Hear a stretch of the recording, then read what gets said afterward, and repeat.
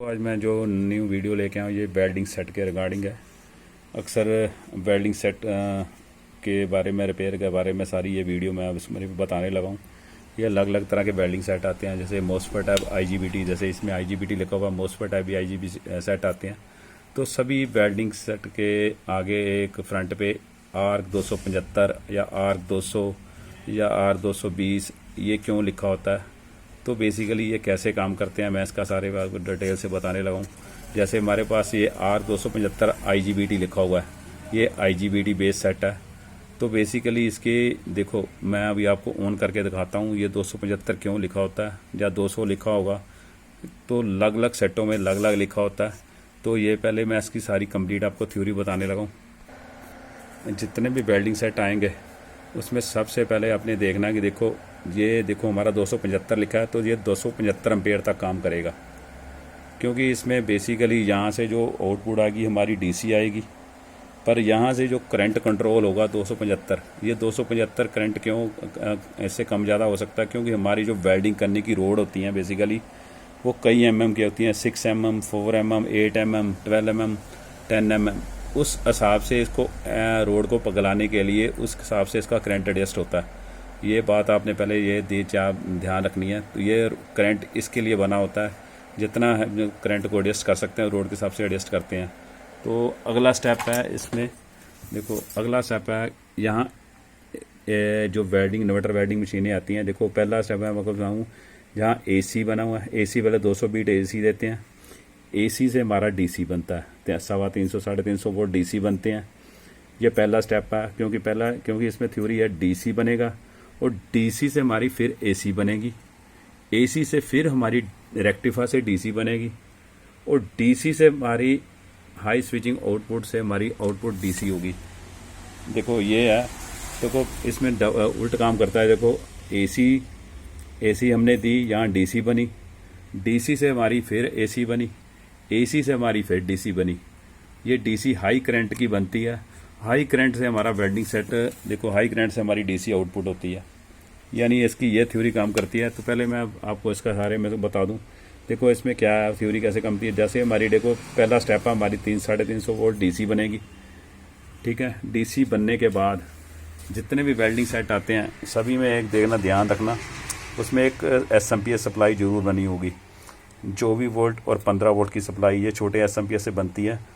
ये 24 volt 15 volt supply से हमारा सारा यानी बोर्ड कंट्रोल कार्ड है, सारा इसी से कंट्रोल होता है सप्लाई से, क्योंकि 24 वोल्ट सप्लाई हमारी पीछे फ़ैन को चलाने के लिए काम आती है, और यही 24 वोल्ट सप्लाई और 15 वोल्ट सप्लाई हमारी देखो आगे ये कंट्रोल कार्ड को जाती है। ये कंट्रोल कार्ड हमारा आगे ड्राइव से स्विचिंग IGBT को ड्राइव देता है। तो ये 15 वोल्ट जो आगे इसमें एक 15 वोल्ट सप्लाई है हमारे आउटपुट डिस्प्ले सेक्शन को भी जाती है। यानी ये दो सप्लाई हैं, पहले DC बनने के 350 वोल्ट DC बनने के बाद दो सप्लाई 24 वोल्ट और 15 वोल्ट इस SMPS से बनेगी। अगर ये 24 वोल्ट सप्लाई नहीं बनेगी या 24 वोल्ट 15 वोल्ट सप्लाई नहीं बनेगी, ये हमारा वेल्डिंग सेट काम नहीं करेगा। अगला स्टेप है, जैसे 24 वोल्ट 15 वोल्ट सप्लाई हमारी इस कंट्रोल कार्ड को जाती है, और कंट्रोल कार्ड से हमारा देखो एक कंट्रोल कार्ड से हमारा ड्राइव सिग्नल हमारे ड्राइवर कार्ड को जाता है। यहाँ आगे एक ड्राइवर कार्ड है। ये जितना भी मैं थ्योरी बताई है सभी वेल्डिंग सेट मोस्फेट वाले हो, तो IGBT वेल्डिंग सेट हो, कोई भी सेट हो, सभी में ये थ्योरी काम करेगी। क्योंकि देखो इसमें देखो IGBT जो वेल्डिंग है, जो कंट्रोल कार्ड से हमारे ड्राइव सिग्नल निकल कर IGBT ड्राइवर कार्ड को जाते हैं। ड्राइवर कार्ड से हमारे गेट जितने 4 IGBT लगे हुए हैं इनको ड्राइव इनके ड्राइवर कार्ड से ही जाती है। ये आपने याद रखना है, ड्राइवर कार्ड से ही हमारी IGBT ऑपरेट होते हैं, और IGBT को स्विचिंग करने के लिए ड्राइवर कार्ड से ड्राइव जाती है। ये अगर सबसे बात ध्यान देना, अगर ये ड्राइव चारों जो पॉइंट हैं ड्राइवर कार्ड के आउटपुट के अगर कम ज़्यादा होंगे, ड्राइव कम ज़्यादा होगी, आपके मोस्फेट या IGBT उड़ने स्टार्ट हो जाते हैं। तो ये देखना आपने कि चारों 1 2 3 4 कहने के बाद 4 ये पॉइंट हैं, इसमें गेट और सोर्स सभी को ड्राइव सिग्नल, चारों IGBT हैं जो सभी को ड्राइव सिग्नल इस ड्राइवर कार्ड से जाते हैं। तो इसी जब ड्राइवर कार्ड को सिग्नल जाने के बाद ये हाई जो फ्रिक्वेंसी से ये हाई IGBT हाई फ्रिक्वेंसी के जो स्विचिंग होती है, स्विचिंग होने के बाद हमारा जो अपने आगे जो नीचे जो ट्रांसफार्मर लगा, आगे ट्रांसफार्मर में आगे देखो SMP ट्रांसफार्मर जो देखो नीचे लगा हुआ, इस ट्रांसफार्मर में हाई वोल्ट की जब स्विचिंग होती है, यहाँ से हमारी AC बनती है। और AC बनने के बाद आगे हमारे देखो 2 रेक्टिफायर लगे हुए हैं, 2 इधर लगे हुए हैं राइट साइड और 2 लेफ़्ट साइड। देखो 2 राइट साइड 2 लेफ़्ट साइड। ये हमारे आगे AC जैसे हाई फ्रिक्वेंसी जो आउटपुट बन रही, उसके बाद AC बनी, AC से हमारा फिर DC बनती है।